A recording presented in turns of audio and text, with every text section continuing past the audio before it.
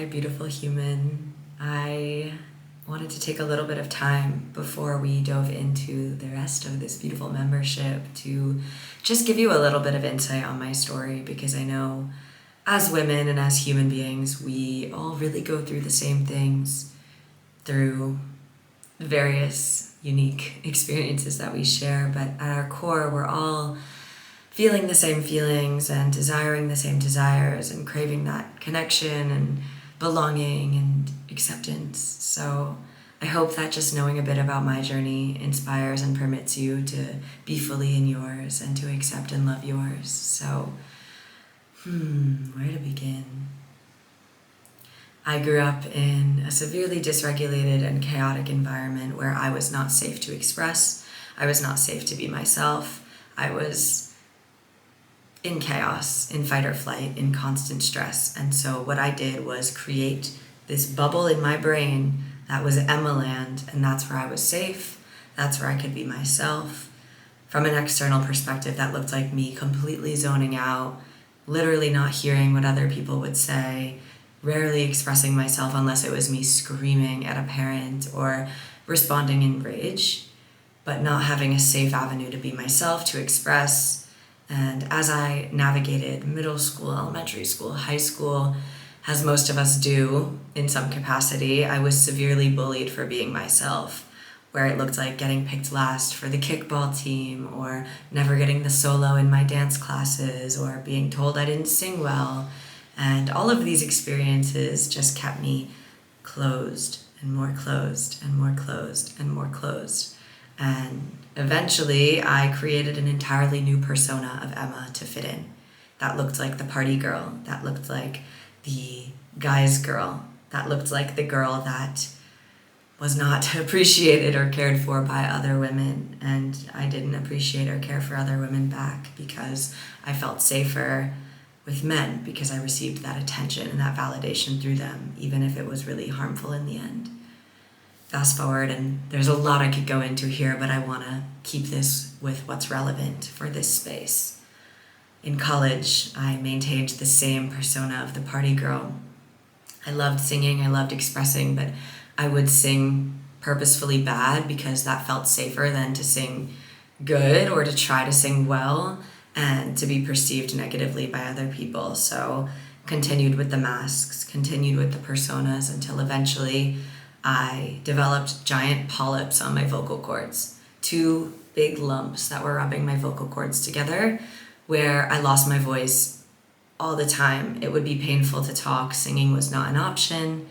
If I sang one song full out, one song with my full capacity of my voice would be completely shattered. I wouldn't be able to talk for days. It would hurt so bad. And I got surgery on my vocal cords because of this. And I felt like this physical manifestation was energetically my body and my vessel and my voice and my channel screaming at me to change something, to do something different.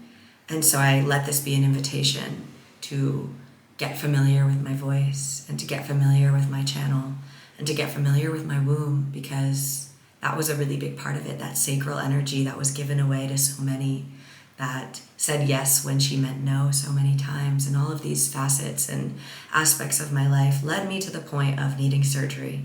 And I got that surgery, and I didn't speak for 9 days while I healed. And if you know anything about me, I love to talk. So not speaking for 9 days was one of the craziest things that could have happened. Although most of what I spoke was not even me. I became an expert in masking. And I allowed those 9 days of essentially silent meditation to reflect on what could be different this time, so I didn't re-manifest a physical ailment in my throat.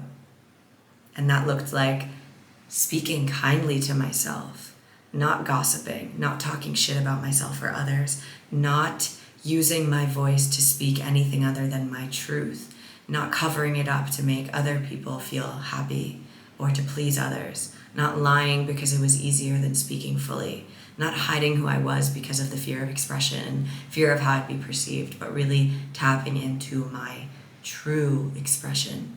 And it's been a journey, and it is hard sometimes, and I'm still learning and I'm still growing, but the aftermath of that experience in particular led me to where I am today, where I adore my voice. I love to sing. I speak freely and truthfully, always, to everyone.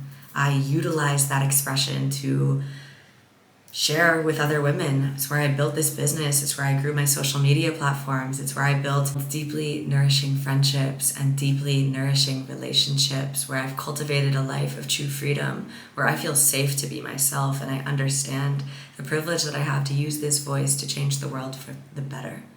And that's why I'm here today. And to spare you the details of the entire fullness of my story, just know that using my voice and feeling safe and learning to feel safe in using my voice has been the catalyst for my dreams to come into tangible form. It's the reason I'm here now sharing this work with you, and I couldn't be more grateful for every single version of Emma who's led me to this one and who's here able and willing and honored to be that permission slip for you, because yes, I'm special, but we're all special. I'm not different in the way that I can do it and you can't.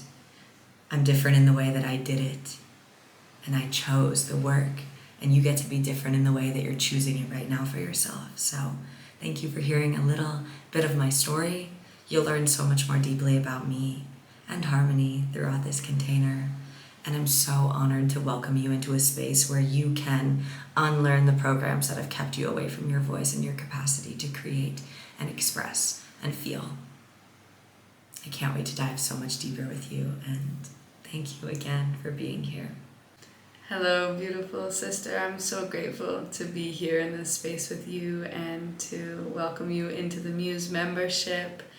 We felt inspired to share a little bit about ourselves and our stories as a means to create a reflection and an understanding of how deeply similar, yes, individual, but at the core of it, deeply similar each of our journeys are as women and as human beings, with radical expression and with safety within self and within safety of being seen. So for me, my journey really began when I desensitized myself to my own sensitivities and began to suppress my own expression. As a child, I was very expressive, and of course, classically was told, you're at a 10, you need to be at a 2, and all of these sort of things that the adults in our lives do with so much unawareness, but it's not from a place of not loving, which has been really healing for me to also learn about, and we'll deep dive into the whole journey of forgiveness and family within this membership.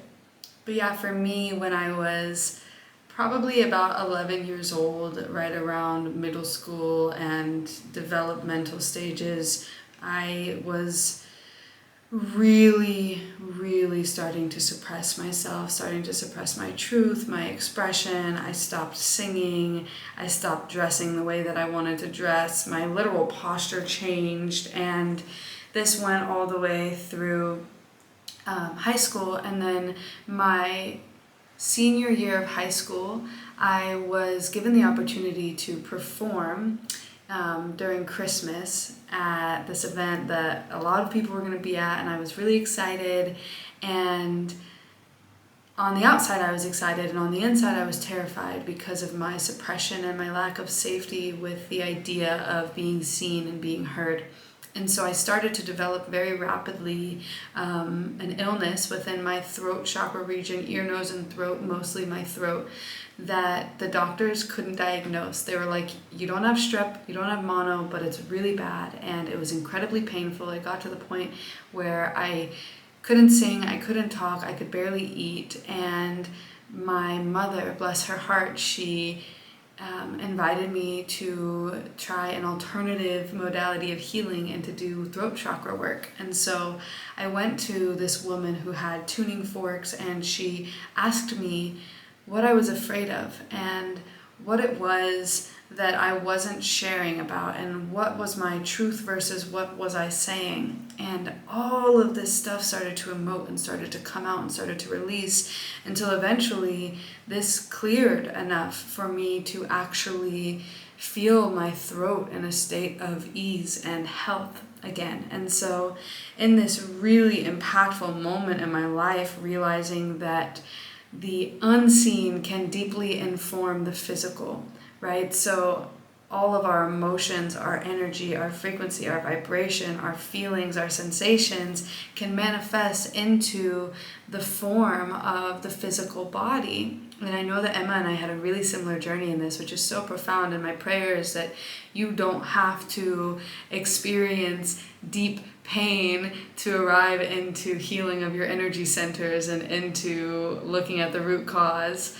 But for both of us, that was our story. And so I realized at that moment that it was my duty and my responsibility to support other human beings in their expression. And fast forward about, I don't know how many years, 7 years, and now this is what I have the privilege of doing with my life. And I'm a touring singer-songwriter who offers somatic liberation, vocal expression containers for humans one-on-one and groups, and now in this membership getting to pour so deeply into the art of getting out of your own way. And so much of it comes down to the unseen, and very little comes down to what we actually can see and hold. And so I'm so grateful to get to offer these gifts in this space, and to get to witness your gifts and welcome those and peel away those layers together so that we can all be a little bit more of who we came here to be.